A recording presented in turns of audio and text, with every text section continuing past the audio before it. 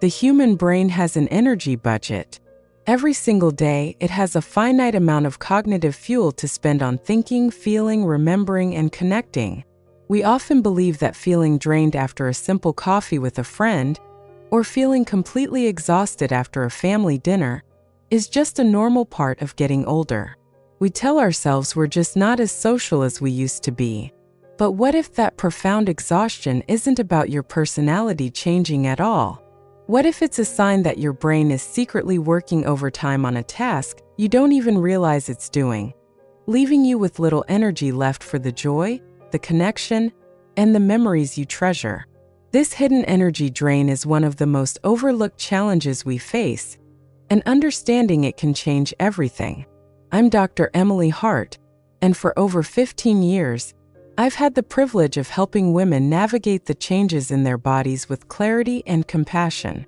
This space is for us, a place to share wisdom, find support, and honor the journey of our health. If you believe in living a vibrant, connected life at every age, I hope you'll subscribe and become part of our growing community. I love seeing where this incredible group of strong women comes together from, so please take a moment to tell me in the comments, where are you watching from today? Today we are going to talk about something that touches millions of us, yet we often discuss it in very simple terms: hearing loss. But we're going to go deeper beyond the ears and into the brain. We'll uncover how the struggle to hear isn't just about missing words. It's about a chain reaction that can quietly lead to social withdrawal, mental fatigue, and a profound sense of loneliness. But more importantly, we will talk about how to reclaim that connection. The first thing we must understand is what I call the brain's hidden effort. This is the starting point for everything. In our daily lives, this feels like an unexplained exhaustion that settles in after being around people. You might find yourself in a bustling restaurant with dear friends, but instead of soaking in the laughter and stories, you feel a fog descending. You're smiling and nodding, but you're not truly present. You miss the punchline of a joke, or mistake one word for another, and feel a flicker of embarrassment. By the time you get home, you feel as though you've run a marathon, not shared a meal. You cancel plans for the next day just to recover. Let me tell you about a patient of mine. I'll call her Carol. Carol was the heart and soul of her weekly book club for 20 years. But over the last year, she started finding reasons not to go. She told me, "Emily, the conversation moves so fast now. When 2 or 3 people talk at once, it's just noise. I spend the whole time trying to piece together the sentences, and by the time I figure out what was said, the topic has already changed. I feel slow. I feel like I'm not contributing anymore." Carol didn't feel disconnected because she'd lost interest in her friends or in literature. She felt disconnected because her brain was exhausted from the hidden effort of simply trying to follow along. Here is the science behind what Carol was feeling. Think of your brain's processing power like the memory on a computer. When you have many programs running at once, the computer slows down.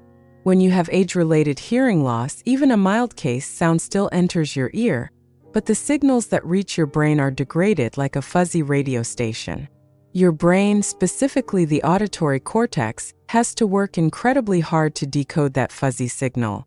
It has to guess, fill in the blanks, and interpret context cues, all in a split second. This decoding process is an intensely demanding program that runs constantly in the background. This forces your brain to divert cognitive resources, that precious energy, away from other important programs. The areas responsible for memory, for understanding emotional nuance, and for quick thinking are all asked to loan their energy to the auditory cortex.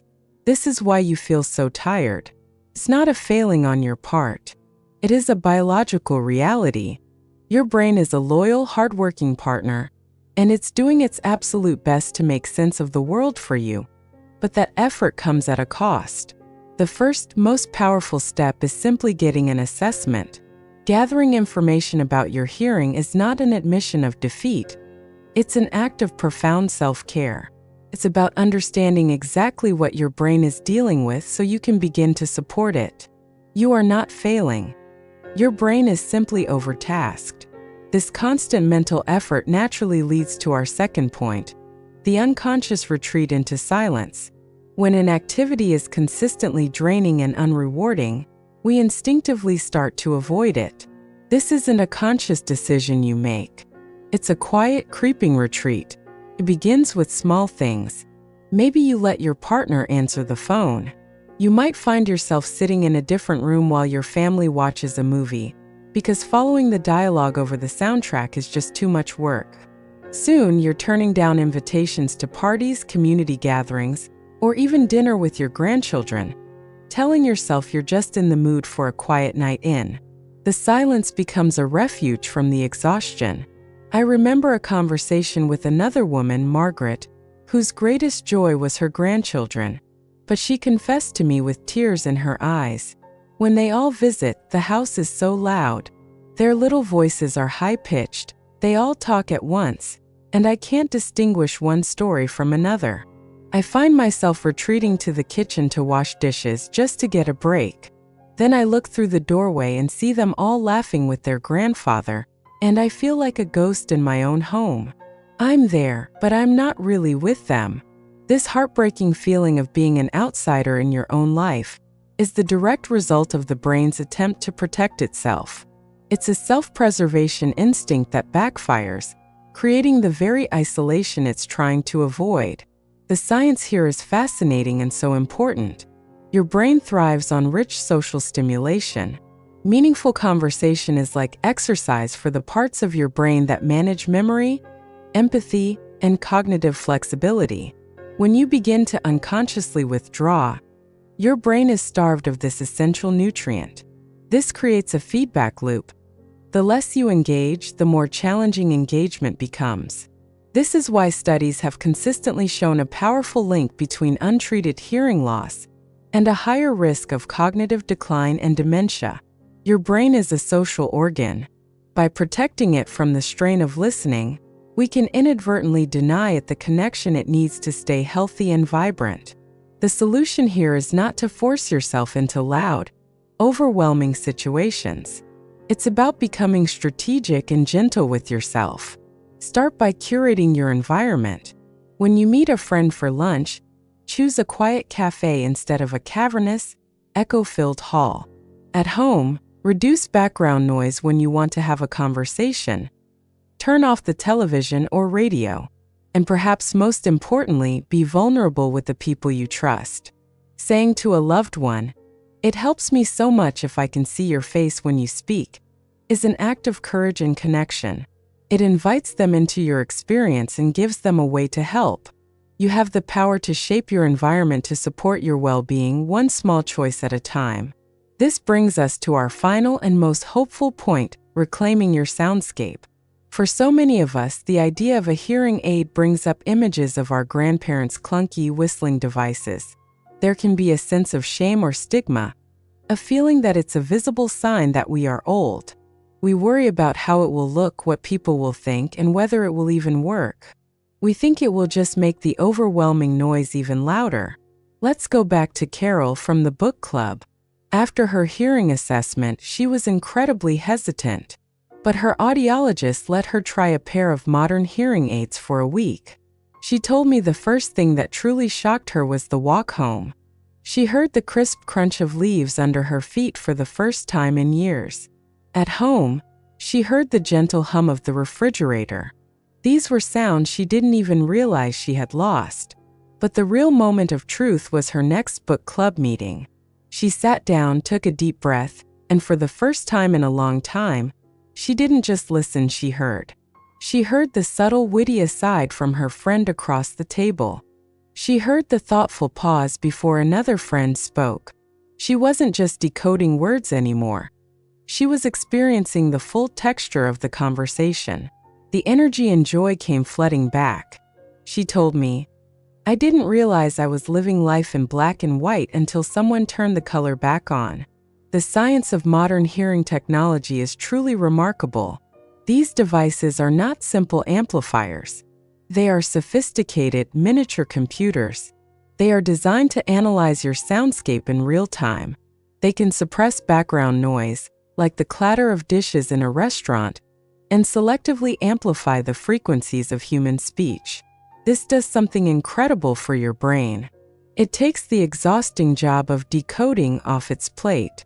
It delivers a clear, crisp signal that the brain can process with minimal effort.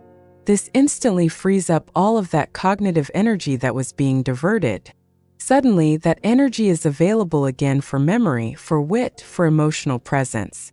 It's like closing all those extra programs on your computer and watching it run smoothly and quickly again. Exploring this technology isn't about admitting a weakness. It's about choosing a powerful tool to enhance your vitality. It is no different than wearing glasses to see the world more clearly. This isn't about what you may have lost. It is about all the beautiful sounds, conversations, and moments you are about to reclaim. Your well-being is a beautiful tapestry woven from physical, mental, and emotional threads. Tending to your hearing is one of the most powerful ways to strengthen every single one of those threads. It is an act of love for your brain, your relationships, and your future self. You are worthy of being an active participant in your own beautiful life. You are worthy of hearing the laughter of your grandchildren, the wisdom of your friends, and the quiet melody of a peaceful morning. Please don't retreat into the silence. Take one small, brave step toward understanding your hearing. It is a doorway back to connection. Thank you for sharing this time with me today. Let's continue to support one another. In the comments below, I'd love for you to share one small joy you experienced this week. A beautiful sound, a lovely sight, a kind word. Let's fill this space with connection. Be well and remember to be gentle with yourselves.